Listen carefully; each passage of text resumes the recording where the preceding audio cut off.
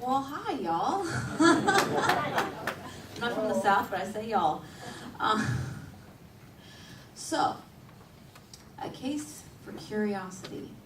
You have to wonder. Well, hopefully you're curious what that means, right? Because I know they say curiosity killed the cat, but I think that helps the cat have a much more interesting life. Some people say don't ask what you don't know. Want to know. Oh, look at all the pretty pictures. Okay, sorry, distracted. But I think that we're designed to be curious. We want to know what's going on. Children, if you've had the experience of children, you know they always want to know why, right? I was listening to a book on CD on my way up here about the Higgs boson, and he said, children always are asking why until they get to be about 10 or 12, and then for some reason a lot of times they're not interested in science, which I think is interesting, and that's a whole other thing. But you know, we want to know why, and then we actually know the reason why for a lot of things. Like we had all those thunderstorms last night. We know why, right? But when you were little, you didn't know why. Angels bowling, maybe? And I was thinking of a friend of mine. She's in a wheelchair, and she says, children always want to know what's going on. Why? What's this all about? And she told me this story about being in the grocery store. And this little girl and her brother started interrogating her and asking all these questions. And she's happy to answer because it's better than them just not knowing what's going on. And they wanted to know how she drove. And so she said to the mom, can we go out to the car and I'll show them? And so she did. She took them out into this whole thing. How wonderful is that? To be curious and be willing to ask why. And then, you know, if we haven't lost that sense of wonder, then we become explorers or as scientists. And think about it, if we didn't have explorers and scientists, we'd still be living on a flat world. I mean, we could be living on a flat world, you know, if we explore enough, what we thought was true becomes untrue, and what we thought was untrue becomes true. Things like round worlds and you know, my GPS that got me to Nancy's house. That was unconceivable to my great-grandparents because someone was curious, how can I make this work? And that's what's awesome about people who are inventors. They're curious, like, how do I make it work? How do I make it work better? Sometimes people are just about making things work better. I come from a long line, the Simpsons, and are a long line of people who have inventions of making things better. Not necessarily making the brand new thing, but like, oh, how could I patent something that would make this piece of equipment or something work better? So I grew up kind of in that environment of let's fiddle with things and see what happens. And so even as a little kid, I had a bucket of wood in the garage, of like scrap wood, and I had my own little nails and glue and you know, kid-size hammer and the whole shebang. And I was encouraged to experiment and try out things and be curious about how, you know, I like made experiments with like glue and how did the glue work and how, you know, all sorts of interesting things like that. And that was really fun. And I also had like a little tape player and I could mess around with sounds and all sorts of interesting things. And so the reason why I chose curiosity is something to talk about today is because my dad, when you think of I think of my father, curiosity is a word that you would use to describe my father. He was interested about how the world works and why do things do that. We always watched Nova.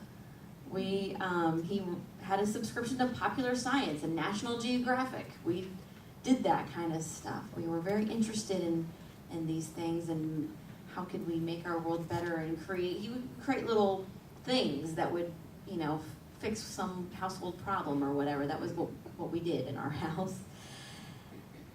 And along with being curious, it was all of those things. My dad was also very gentle. He was consistent. He was funny. And of course, creative goes along with all that. And a few years ago, maybe a while ago, but recently still, I was sharing with a good friend of mine. We talked a lot about our families and all those things as you do with a good friend. And she was like, you know, I think I'm going to adopt your father as my father. Because she had not had such good father experiences, both with her birth father and her stepfather. That hadn't worked out so well for her. And so she decided that she was just going to adopt my father. That was what she was going to do. And I was like, all right, that sounds good. And so when my dad came to visit me in Kansas City, he'd already heard that she was adopting him. And he said, there's my daughter. And every time I talked to him after that point, he asked, how's my other daughter? And this wasn't the only time that he had adopted somebody in that way. And I wanted to talk about that today because while plenty of people had great experiences with their father like I did, I know that a lot of people didn't, or haven't, or continue not to. And I want to invite you into that space of knowing there's someone like my father out there just willing to bring you right on board, and you can adopt them as your dad, just like that.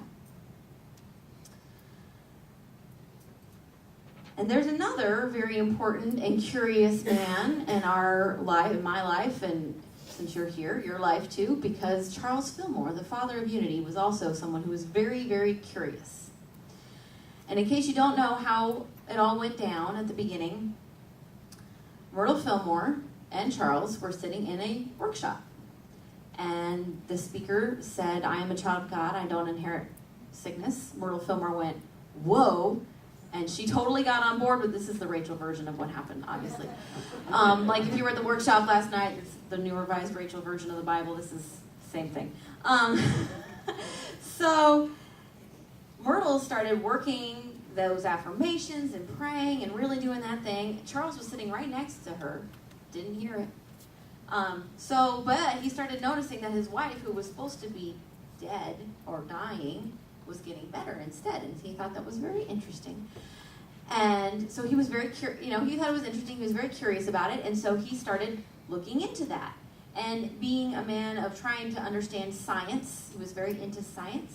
He tried to do experiments, and he started doing the prayer work too. He figured, well, if she's doing it, then I'm going to do it, and I'm going to have scientific responses to whatever. That he was really into that scientific proof of the principles that we know, the prayer and stuff. And so he was very curious about all that, and so that's what he did. So in 1886, he started writing Modern Thought, which became Unity magazine a few years later, and he spoke about these things and started sharing these things, and that is actually what started Unity as a movement, was when they started publishing, because they started bringing other people into their teachings. So, curiosity started Unity. You could argue at least. And I think that all religions at some level come from a sense of curiosity, because we as humans want to know why. We want to know why this happens and why this happens. Not only do we want to know why the sky is blue, but we want to know why people die. We want to know why good things happen or bad things happen. We want to know all of these things. And so religions are created out of a need to have an answer to those questions. And so they are created as some sort of answer. It's very interesting, those type of things. But I think we can also use curiosity not only for discovery of what's going on in our outer world, but in that discovery of what's going on in our inner world. And so maybe we can ask the question, why did I do this? Not judgy like I'm stupid for doing this, but why? That's really interesting that I responded that way, wasn't it? And can you ask that question when maybe you're in an argument with somebody? Maybe you don't ask it in the moment. Maybe you're not quite there yet. I know I've been there and had that moment, and afterwards I go, why did I say that? And instead of being like, I was wrong for saying that, but just be curious. What did they say that triggered in me a hurt feeling, or that made me say, oh, I need to do something about that? And then we have a more awareness. And then the next time we can be curious about the next interesting thing that we did. Has anybody else said some interesting things they didn't mean? Yeah, okay, a few of you, that's good. I'm glad that somebody has. And so as we remain curious, instead of being upset that or just pretending it didn't happen, we can just say, okay, well, that was interesting. And then maybe we can figure out how to do it better next time. And I say it's kind of sort of like, if you're trying to figure out what's the next best thing to do, it's sort of like trying on shoes, right? You go to the shoe store, you don't just say, okay, here you go, and off you go with the shoes, right? You try them on. The toes aren't quite right, okay. Oh, the color's not quite right. Whatever, you do the whole thing. And as we're trying to figure out what it is that happened, we might have to do that for ourselves. We might think we know the answer, and that might be good. Try it on for a little bit and say, oh, wait, maybe that was a different button over here that I didn't even realize. So we just stay curious and engaged in that way instead of like we have to know the answer. It's much more effective, I think. My friend Jenny is an artist, and she also does painting for process, which is a really fascinating and amazing thing. And when you go to painting for process, you're not trying to paint a pretty picture that you're going to put on the wall. That's not the point. The point is to paint whatever's in your soul. And so you have a white piece of paper, and you take your palette up to, and it's tempera paint. It really helps you not be attached to it being something, fabulous. And you have all these colors, and you're just like, oh, what color looks interesting to me today? And you put some of the colors on the palette, and then you go stand at your paper, and you go, what do I want to do? And instead of it being like I'm trying to do something artistic, or I need to have balance, if you've been in any design or art classes, it's hard to turn that off sometimes, but it's better if you do. It's actually better if you have no artistic talent, because then you're not trying to tell yourself what to do, and you just be curious. Well, that's interesting that I put a blue squiggle or whatever there. What else might want to be there? And you look at your palette, and you're like, well, I have this other color here, and you just go with it, and it's a fascinating and amazing process. And when you get to some point in there, you realize you know what it means, but you got there because you just got to be in that place of possibility instead of a place of knowing. And I think that's what being curious is about. So you might be wondering, okay, well, sure, curiosity is a great idea. What does curiosity look like in practice? How can we practice these skills to, because I'm all about practical skills to do things to make our life better. Unity is about practical Christianity, so we want practical skills. So I say, ask why.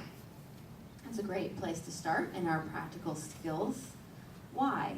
Not judging why, just why. Why does things work? Why did I react this way? Why do I think this is true?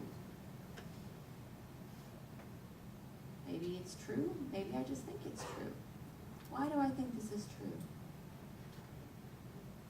That's a pretty deep question if you really get into it. Another thing you can do is try or learn something new. What have you always wanted to know?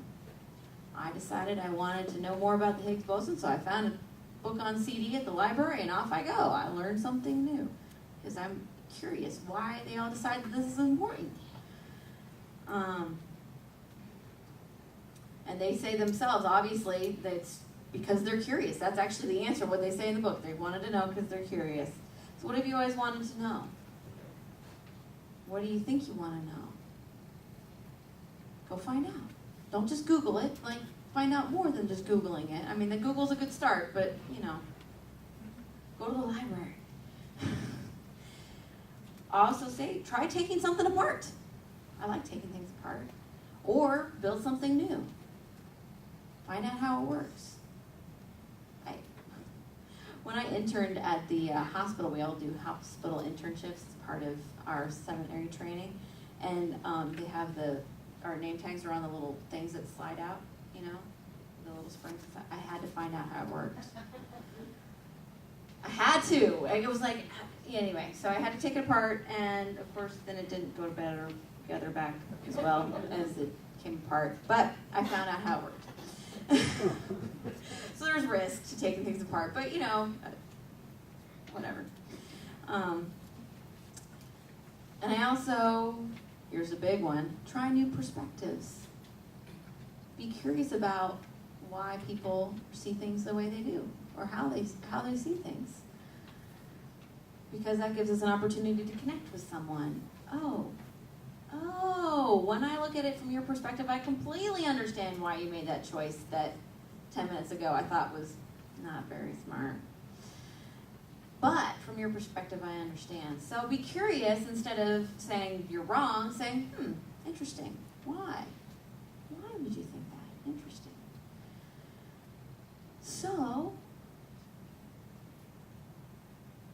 I invite you to go out, be curious, try new things, ask why.